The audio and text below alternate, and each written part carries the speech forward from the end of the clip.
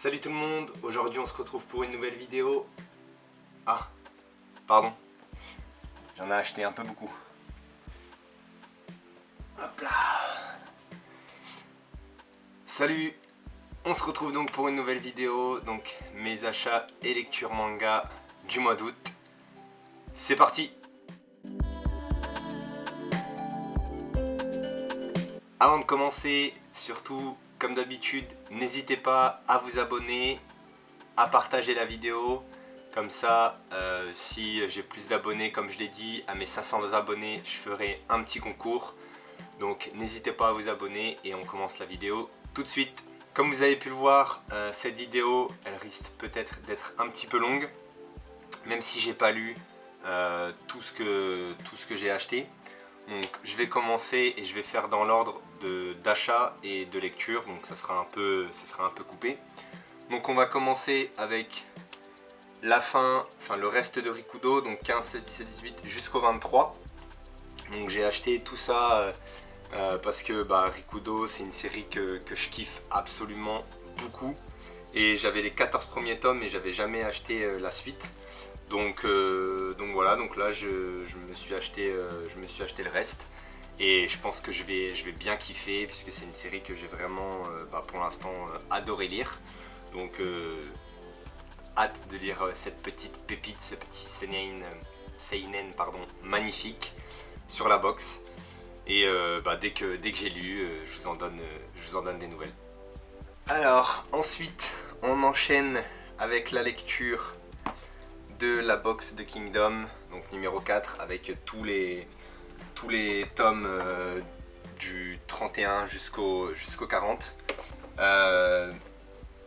Là, vraiment, j'ai trop kiffé lire toute cette box. Vraiment, c'était fou. Il y avait une fin d'arc exceptionnelle. Il y avait une transition avec le nouvel arc folle. Justement, les deux personnages qu'on voit là sur la box représentent bien, on va dire, l'importance de ce qui se passe, puisque c'est une guerre de pouvoir entre ces deux personnages. Et dans justement cette box, on arrive au point culminant de cette lutte pour le pouvoir et on sait qui c'est qui gagne. Honnêtement, il y a des personnages qui prennent de plus en plus d'importance et qui s'imposent énormément. Eisei ici, lui, ça devient vraiment le GOAT comme on dit, le boss. Shin, du coup maintenant il combat avec une nouvelle arme, donc il se rapproche un peu plus de son maître et de son modèle.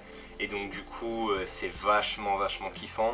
Il prend vraiment, pareil, de plus en plus d'ampleur. De toute façon, il grimpe au niveau des échelons de l'armée. Lui qui veut devenir un grand général sous les cieux donc de Kin.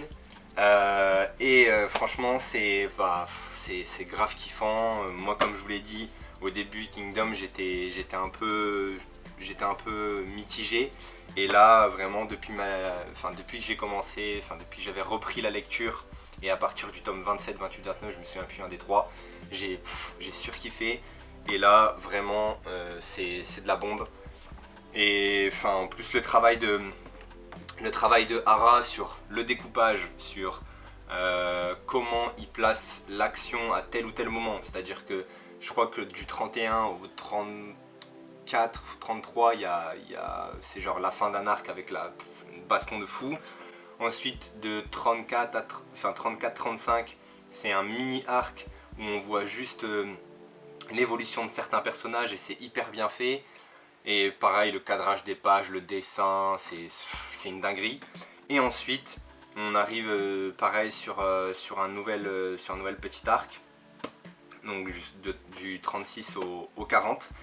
Et du coup, ça se termine, on va dire que ça se termine bien au 40, donc là je peux faire une petite pause et me concentrer sur une autre série, même si j'ai envie de continuer, mais ça me permet de faire une petite pause. Et donc du coup, l'auteur à la fin du tome 40 justement dit qu'il a fini la première partie de son manga, que ça lui a pris 10 ans il me semble. Et du coup, je sais pas en combien de parties Kingdom ça se fait, mais lui il prévoit entre 80 et 100 tomes. Actuellement il y a 60 tomes en France, 62 je crois au Japon.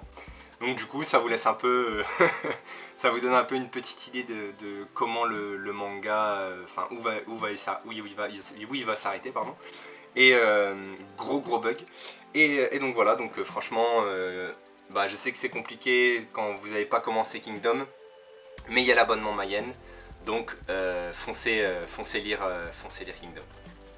En parlant d'abonnement, bah moi je m'y suis mis, donc avec le 46, 47, 48, 49 et 50, donc du coup il me reste 10 tomes à avoir. L'abonnement, je sais pas si vous savez comment il fonctionne, mais tous les 2 mois vous êtes prélevé de 13 €. Et tous les mois vous êtes prélevé de 13 € et tous les 2 mois vous avez les 4 tomes. Sauf qu'à l'inscription, vous payez directement les 4 tomes et on vous les envoie tout de suite. Donc là c'est ce qui s'est passé. Comme je vous l'ai dit, j'ai pas encore lu. Le petit Shin juste ici, je vous montre pas les autres couvertures parce qu'on ne sait jamais. Mais grave kiffant, je suis très content de m'être abonné et j'ai hâte de lire. Alors ensuite, j'ai acheté l'intégrale de Desco, d'Atsushi Kaneko. Franchement, ça faisait longtemps que je voulais de cette série parce que bah, j'aime un peu tout cet univers un peu dark. J'essaye un peu de vous montrer les couvertures qui sont juste magnifiques quand même, qui donnent vraiment très envie et qui montrent justement le côté sombre du manga. Et donc j'ai hâte de voir comment ça se termine. Actuellement j'ai lu les 3 premiers tomes.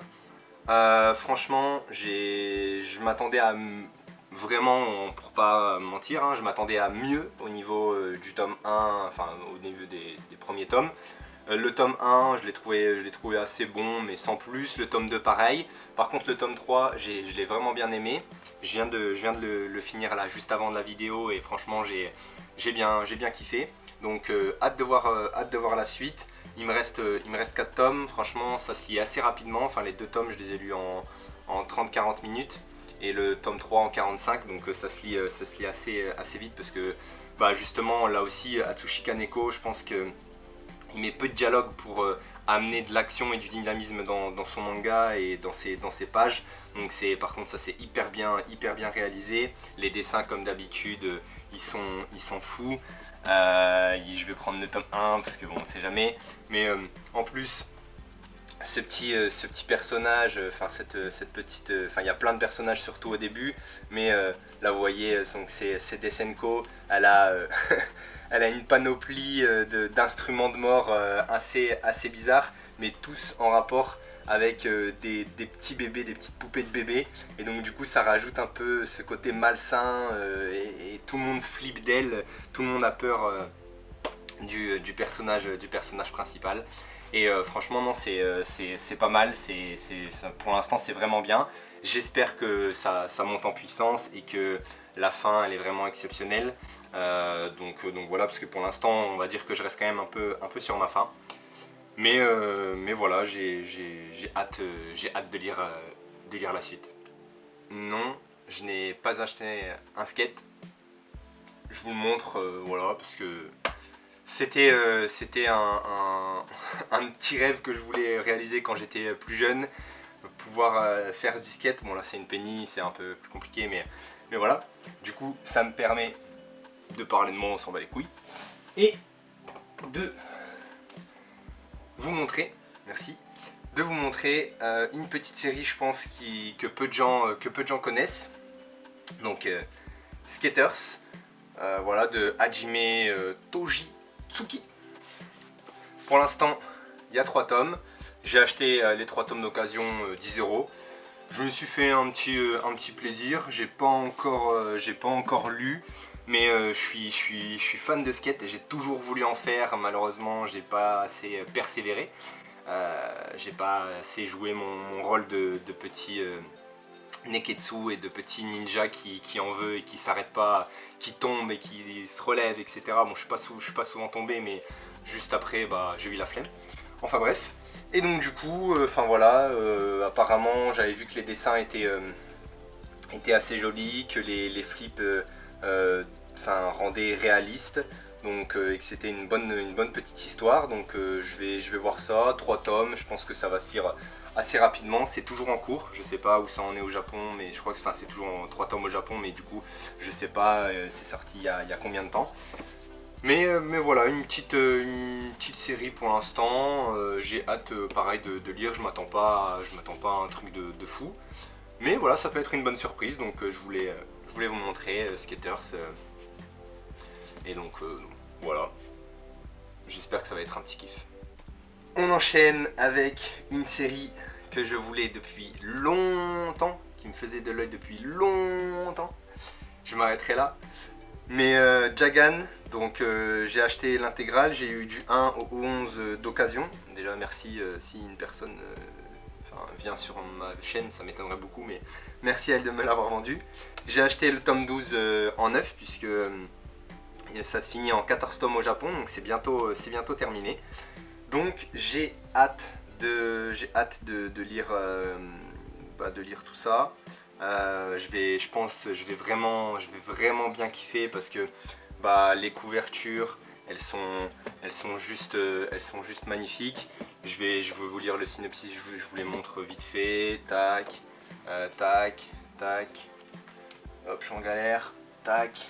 Elles sont magnifiques et on peut voir que tome 8 ça devient de plus sombre, tome 9 folie, tome 10 encore grosse transformation, tome 11 on est dans le sombre et tome 12 on est dans le gros fight. J'ai failli le tuer mon manga.